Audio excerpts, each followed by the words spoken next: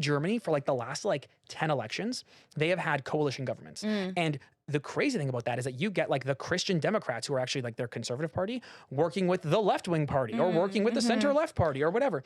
And in every single election, what has happened is that one of the two parties in the coalition has stayed on and found a new coalition party to lead with, which means that technically, since Germany has been founded in the 90s, like modern Germany, there has been consistency in their government.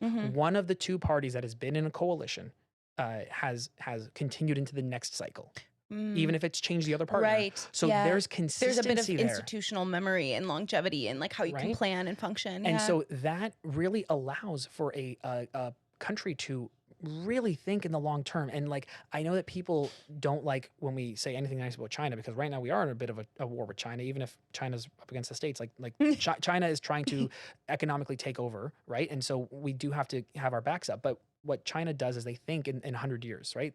And that is why they are able to now take so much away from the West in terms of like green tech. And that should have been us. Canada should have been a global leader on green tech. But we let China just take that over. So China can plan in 100 years because there are no elections. Right. Well, they do have elections, but there's one party. But even like Japan, right? Japan has basically only had one party ruling for the last like 50 years, something crazy like that.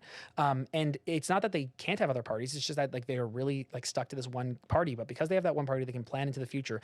But the other side of that coin is that they have a democratically elected government, but because it's one party that's constantly getting elected, they keep making the same mistakes. And so they're having a demographic crisis. So there are two sides to every story, right? Like China might be really good at like investing government funds into these private corporations that allow for them to take over specific industries like green tech or this and that or whatever. But they also have that same issue where because they are so focused on their goals, they are leaving behind a whole subsection of people in China who do not get the advancement in the economic development that everyone else gets. So I'm not saying that one thing is better than the other, but like the world's complicated, okay?